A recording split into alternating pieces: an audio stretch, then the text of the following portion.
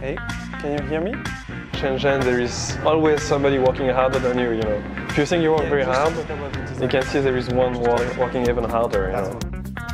And the lazy people in Shenzhen is like a really hard-working people, you know, for all the cities, I think.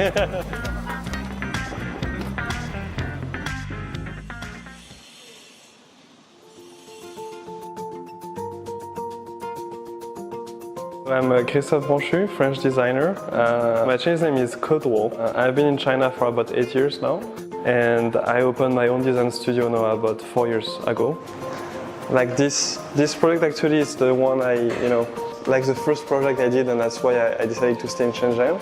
And actually Shenzhen was the only place that had, you know, traditional watch factories, but also PCB and electronic components factories that were, you know, next to each other. So it means we could talk to both of them and they could cooperate.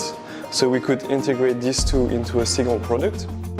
My attitude, I'm always very positive and more like looking forward to the next day. And that's why I think also it keeps you younger, because you need to grow, you need to learn, so you need to challenge yourself. So we can see a lot of stores are trying to have more like interactive experience, you know. This is like what we have been seeing, especially since last year and the virus.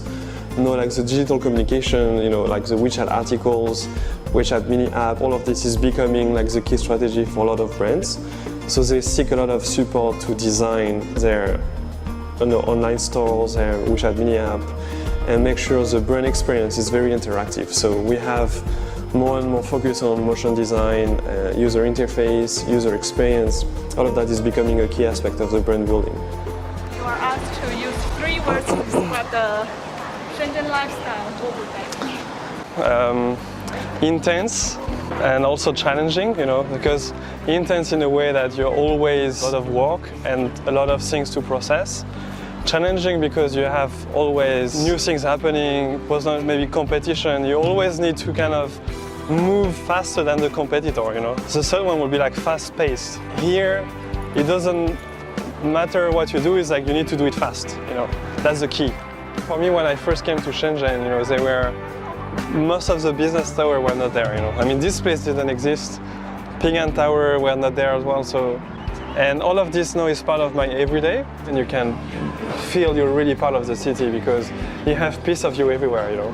So today when I walk in the city, I know a lot of things, some project I've been doing, some is my friend been doing, so it's like I feel really deeply connected to the city. I think for me this is a feeling that really connect me and make me proud of being a Shenzhen ren, yeah. 香槟 highball。谢谢你，小梅。不用谢，科多。 Shenzhen have made a lot of effort to make the company opening, you know, much easier. When I decided to open my studio, it was very different from what I remember 6-7 years ago. And then you have a lot of like consulting offices in Shenzhen that help you to navigate through all the steps. So it was a pretty good experience on my side, yeah. Laquelle de fenêtre? L'écran. Ouais. 他跟我说的一句话，就让我留下来的原因。